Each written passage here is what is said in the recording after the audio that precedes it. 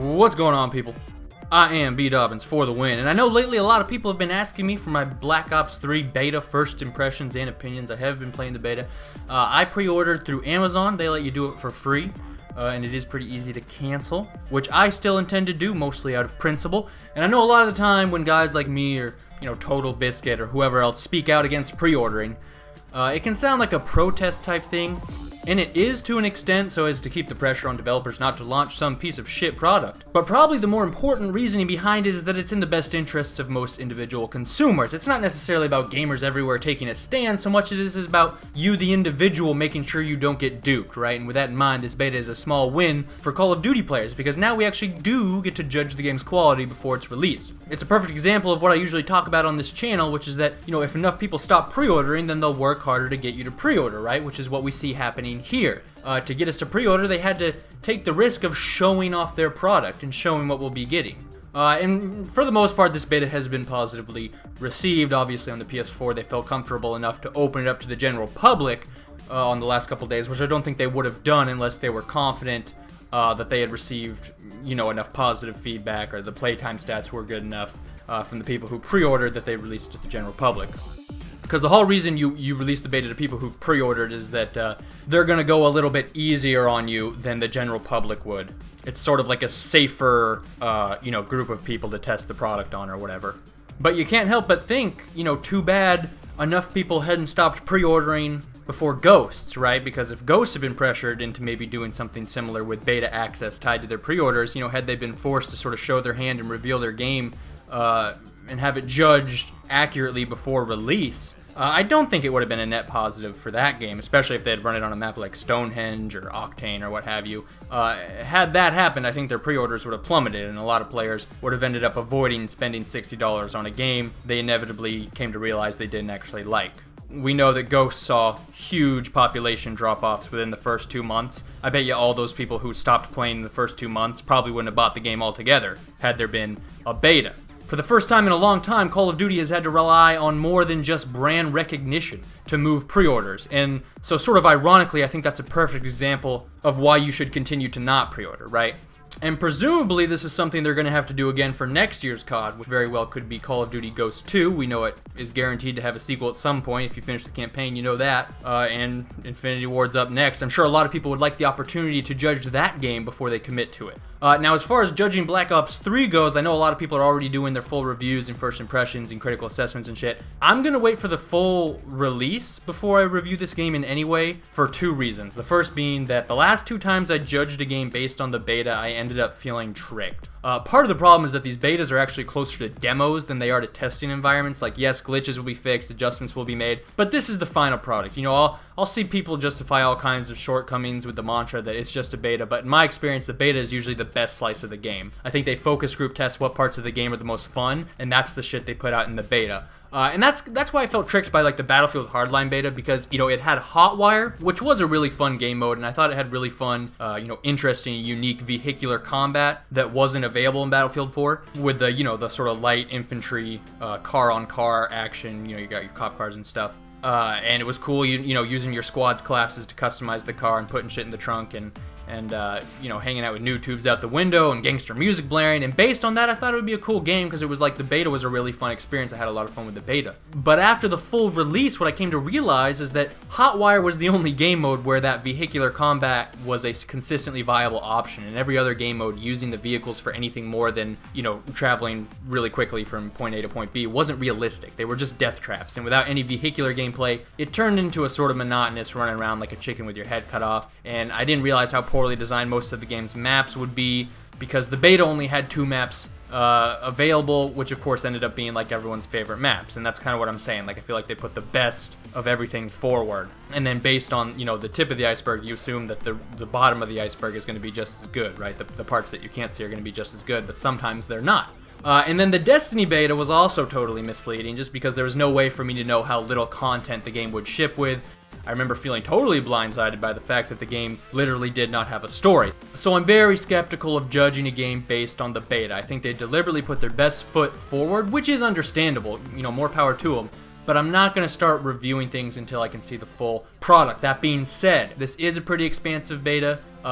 Treyarch is giving a much bigger picture of their game than any other recent beta I can think of. And for the most part, it has been received positively, as far as I can tell anyways, but it's important to keep in mind that if there is something you don't like, don't expect it to change just because it's a beta. I know that with these things, the devs are really aggressively trying to make a point and say, oh, it's not the final product, but for the most part, it really is.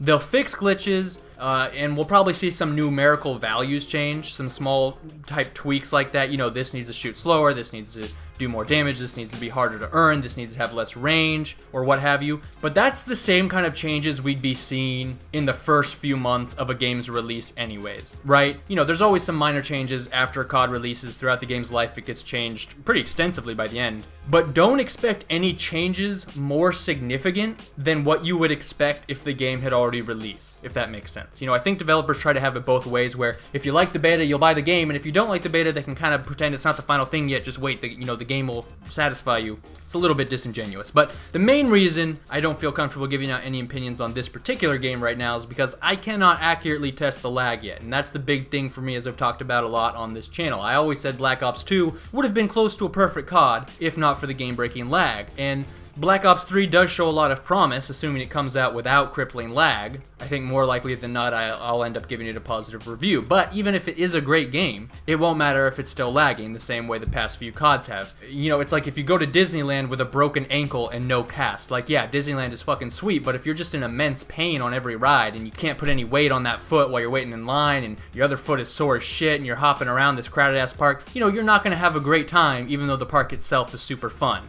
And, even if Black Ops 3 is a great park, lag can be that broken ankle. Lag is the one thing that can just ruin the entire experience, dampen all the good stuff. And I know the PS4 beta didn't get too much flack on this front, but so far the X1 beta has been pretty sketchy. Now, this does not mean anything about the main game, but I'm certainly not any less suspicious than I otherwise would have been, right? Like, part of me thought, okay, if we come into this beta and, the beta is just smooth and crisp and perfect, that'll comfort me a little bit, maybe I'll be a little more optimistic, whatever. But I haven't had that experience so far.